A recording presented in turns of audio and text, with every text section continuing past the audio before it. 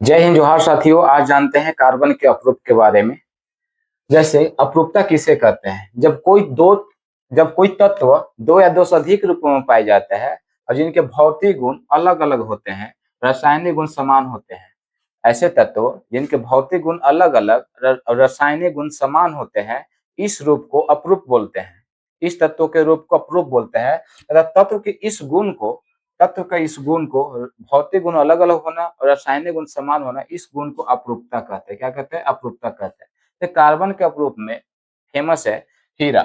जैसे हीरा, graphite, fullerene, graphene, ये बारी बारी से ये सभी को जानेंगे हम लोग। जैसे हीरा, हीरा में थ्री डायमेंशनल रचना होती है। इसमें sp3 संकरण होता है।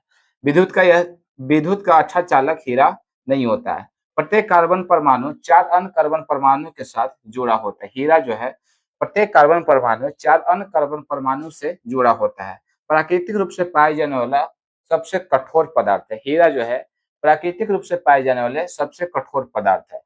हीरा का अपवर्तनांक 2.42 होता है। इसका घनत्व 3.51 से 3.52 ग्राम प्रति सेंटीमीटर क्यूब होता है।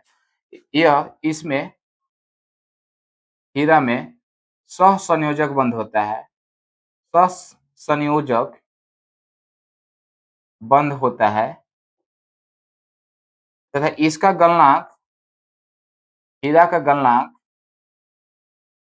इसका गलनांक उच्च होता है।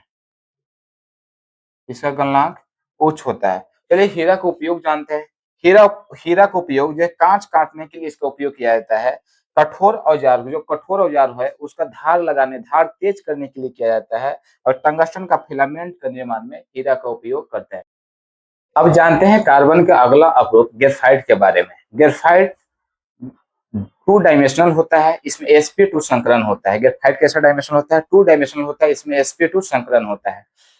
इसमें कार्बन षटकोणीय समतल संरचना में व्यवस्थित होता है। इसमें कार्बन जो है षटकोणीय समतल संरचना में व्यवस्थित होता है। इसमें प्रत्येक कार्बन तीन अन्य कार्बन से जुड़कर षटकोणीय जाल का निर्माण करता है।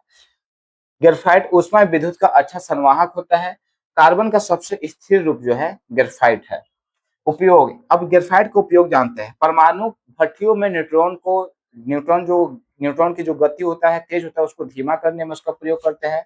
इलेक्ट्रोड बनाने के रूप में प्रयोग करते हैं। शुष्क स्नेहक के रूप में, शुष्क स्नेहक के रूप में इसका प्रयोग करते हैं। और इसका उपयोग पेंसिल लीड में भी किया जाता है। इसका उपयोग पेंसिल लीड बनाने में भी किया जाता है। ग्रेफाइट का उपयोग पेंसिल लीड बनाने में, शुष्क स्नेहक के रूप में, इलेक्ट्रोड बनाने के रूप में, परमाणु भट्टियों में न्यूट्रॉन को गति को धीमा करने के रूप। चलिए अब जानते हैं कार्बन का अगला अपरूप फुलेरिन के बारे में। इसकी संरचना रिचर्ड बकमिस्टर फुलेरिन नामक वैज्ञानिक ने किए थे। इसे बकमिस्टर फुलेरिन के नाम से भी जाना जाता है। इसकी आकार जो है जियोडेस्कल है, जिसे बक्की बॉल भी कहते हैं। इसको क्या बोलते हैं? फुलेरिन को क्या बोलते हैं? फुलेरिन को बक्की बॉल भी बोलते हैं। बक्की बॉल भी बोलते हैं। जिसे C60 भी कहते हैं। क्या कहते हैं? जिसको C60 भी कहते हैं। इसकी जो रचना होती है खोखले पिंजरे की जैसी होती है, जैसे 20 षटकोणीय तथा 12 पंचकोणीय पैटर्न में होती है। इसमें sp2 संकलन होता है। इसमें अन्य तीन कार्बन परमाणुओं के साथ एकल और दोहरे बंध से जुड़े होते हैं। फुलेरिन जो है कार्बन का सबसे शुद्ध रूप है। फुलेरिन जो है कार्बन का सबसे शुद्ध रूप है। अब जानते हैं ग्राफीन के बारे में। ग्राफीन, इसमें एकमात्र परमाणु वाली परत होती है। ग्राफीन जो है एकमात्र परमाणु वाली परत होती है। इसमें कार्बन षटकोणीय जाल में व्यवस्थित होता है। ग्राफीन में कार्बन जो है षटकोणीय जाल में व्यवस्थित होते हैं। इसमें अत्यधिक विद्युत एवं तापीय चालकता होती है। और जो ग्राफीन है अभी तक ज्ञात सबसे पतला पदार्थ है। ग्राफीन जो सब अभी तक ज्ञात सबसे पतला पदार्थ जो है, पदार्थ ग्राफीन ही है। सबसे पतला पदार्थ ज्ञात अभी तक